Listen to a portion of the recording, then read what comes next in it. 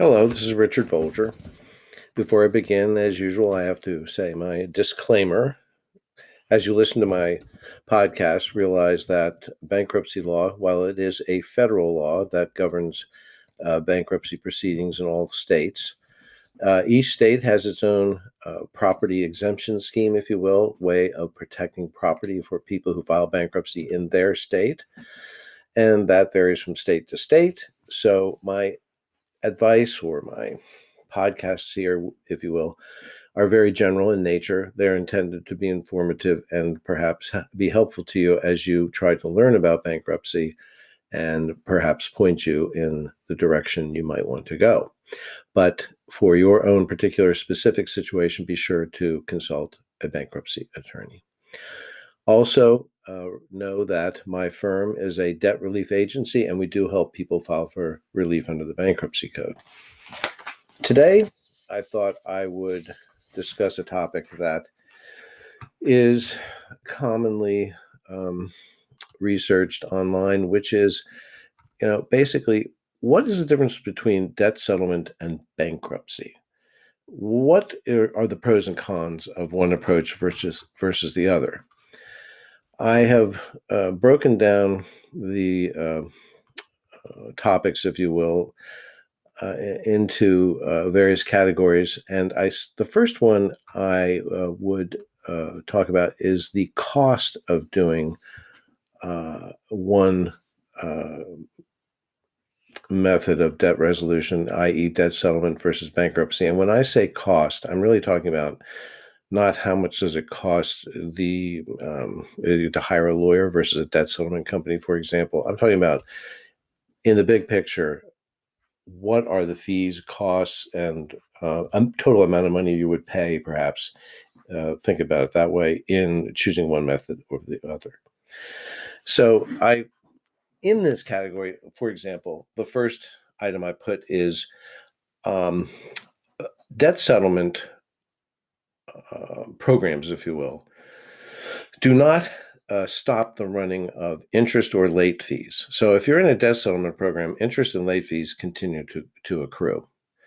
And so while a debt settlement company may be trying to accumulate money to settle a debt, one of the debts that you may have, interest and fees are definitely accruing on the other accounts, if not the actual one you're trying to pay off.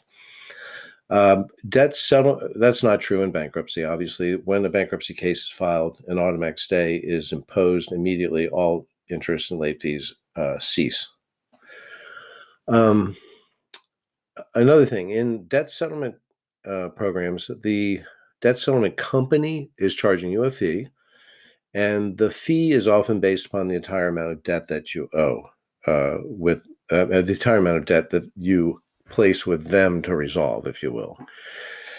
And that fee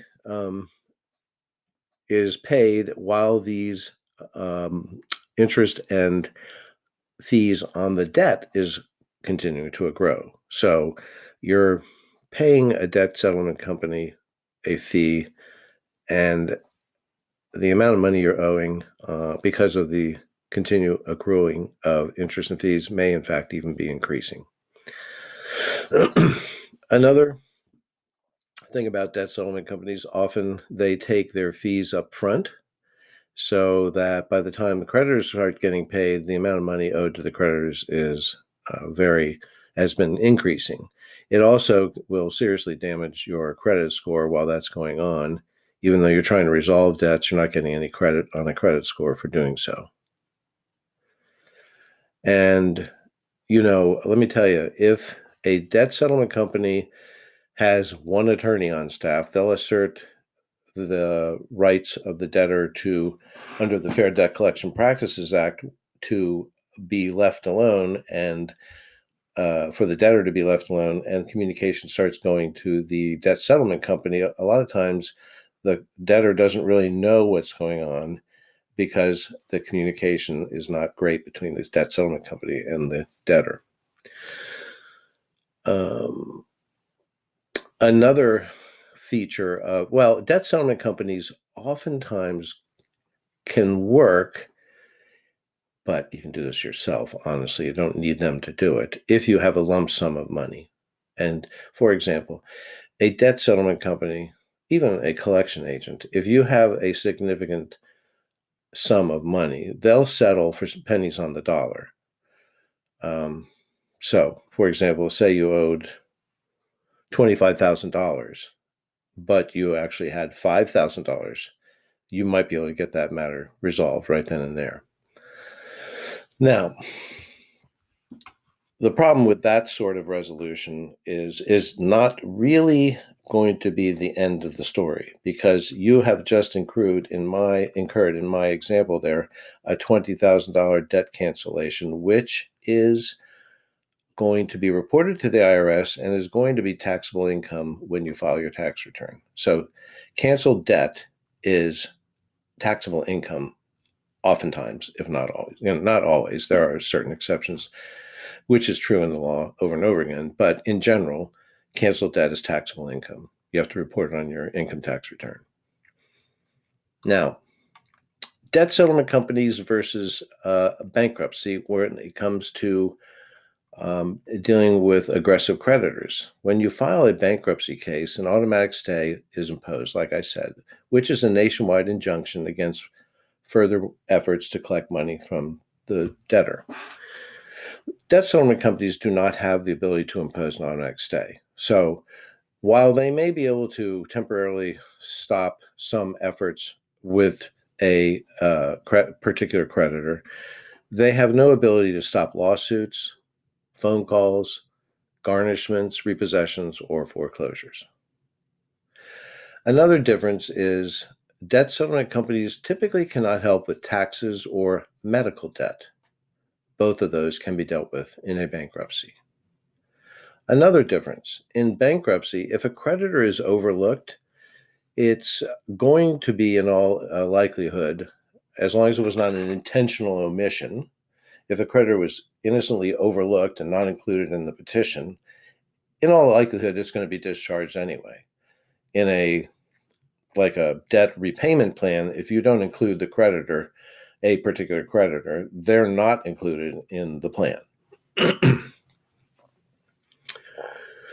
Let's see. In a bankruptcy case, there are two kinds of consumer bankruptcy cases, generally speaking, Chapter 7 and 13. Chapter 13 is a repayment plan. If you are in a Chapter 13 repayment plan, there are ways in which a judge can suspend plan payments, or you can file an amended plan if circumstances change. That's generally not possible if a credit counselor negotiates a payment plan. Another big difference I've always emphasized about the difference between a debt repayment plan privately negotiated and a bankruptcy debt repayment plan, Chapter 13, is that the Chapter 13 repayment plan is, first of all, it must be feasible. Okay, so the court's not going to approve a repayment plan which is more than you can afford to pay. It is based upon your income and expenses. It has to be feasible. It's based upon your disposable monthly income. And if that means a creditor gets 1 penny on the dollar, then that's what's going to happen. If the creditor if you have enough to pay 100 cents on the dollar, then that's what's going to happen. And it adds 0% interest, by the way. Debt settlement plans, private plans, are typically just you have to pay a percentage of the debt. Whether you have that or not in your income side of the equation is your problem. Feasibility is not their big concern. Getting them as much money as they can is. Another advantage to bankruptcy over private debt settlement is that bankruptcy can be used to avoid liens on property at times. It can also cram down interest rates and loan balances at times. I've already said one other issue, which is the tax ramifications of debt settlement, canceled debt versus bankruptcy. Bankruptcy, there is no tax ramification by discharging debt. There's no taxable income because you discharge debt. Now, Credit score. What about the effect on your credit score? Participating in debt settlement programs will result in a negative impact on your credit. On your credit score. According to Experian, it is, quote, one of the most dangerous debt relief options when it comes to harming your credit score, end quote. That's off the Experian website. Bankruptcy is, interestingly enough, oftentimes the beginning of your new credit score, if you will, new credit life. It is oftentimes the case that when someone files bankruptcy, their credit score has taken a hit and they have a relatively low score. When I prepare my bankruptcy cases, the program I use will predict the credit score 1 year after the case has been discharged. And interestingly, I see large increases in credit scores 1 year later. If you're in the high fives, it's going to be the high sixes. I've seen them go from 60 to 150 points in 1 year, that go up that much in 1 year. So the idea, I remember when I first started practicing bankruptcy law, I thought, okay, so if you file bankruptcy, do you start at zero again? And lo and behold, that's not true. So the bankruptcy on your credit score, your credit report, it will be there for 10 years in the Chapter 7 and 7 years for Chapter 13. But that's just an item in the underwriting process that you will go through when you go to borrow money after a bankruptcy case. You'll see that, for example, you can get an FHA-backed government mortgage 2 years after your discharge of a bankruptcy case. You can get a car the day after your case is discharged. So it's not like you can't get credit. The point of the matter is to learn how to use it wisely and to hopefully avoid having to file bankruptcy more than once.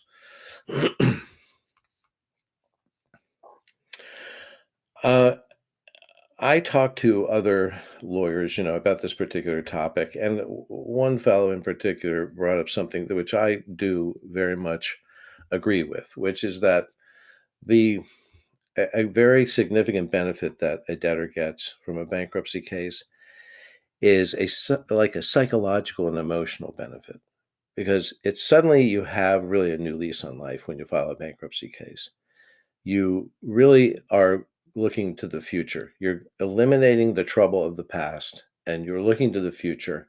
And that sort of optimistic approach to looking forward is a great stress reliever. I mean, I cannot tell you how many times I have, heard from clients that just, first of all, calling me and kind of going through their problems with me is very much of an emotional release. And then when we actually file the case and all the calls stop and they can see where they're going, and that there's light at the end of the tunnel. It's just not an endless stress-inducing problem they have no solution to. They begin to see that, begin to feel so much better, if you will. Let's see, what else can I say about the two things before I end this little podcast session? Well, I can tell you this, and this is the experience of many of my colleagues, that we get a lot of calls from people who feel that they were ripped off by debt settlement companies. A lot of times you're being charged to do things that you could do yourself. You don't need a lawyer. You don't need a license to practice law. I'll hear advertisements on the radio acting like it's a brand new thing that suddenly you can settle your debt for less than what you owe. Well, no kidding. You've always been able to do that. Again, it usually takes a lump sum of money. And if you don't have it, like I said, these debt settlement companies will say, sign up with us. We'll basically take monthly payments, park them somewhere, take our fees out, and maybe one day we'll have enough to settle some of your accounts. But that is an iffy proposition a lot of times, and it doesn't always work. And a lot of people feel like they've been ripped off because they've paid a lot of money over the monthly payments they've been involved with, and they don't have anything to show for it. Because what can happen is that any one of these creditors can just decide, that's it, we're not going to participate anymore, and they can file suit. Then suddenly you're fighting one creditor. You may get a judgment against you. You could have a wage garnished, and then it's really difficult because you've lost 25% of your take-home pay, and you don't have the ability to even hire a bankruptcy lawyer to file a bankruptcy case. So really, you know, talk to a bankruptcy lawyer if you're having uh, issues with debt and you're not sure which way to go. Should you go with a debt settlement company versus file a bankruptcy petition? And remember that, you've got to trust your representatives, and you have to feel that you're being told the truth. And, look at people's reviews online, look at my reviews at my website, www.bolgerlaw.com. That's BOLGERLAW.com. And you can see what people have to say about working with my office. So that's it for tonight. I hope that that has been a useful presentation for you, and look forward to doing many more. Talk to you later.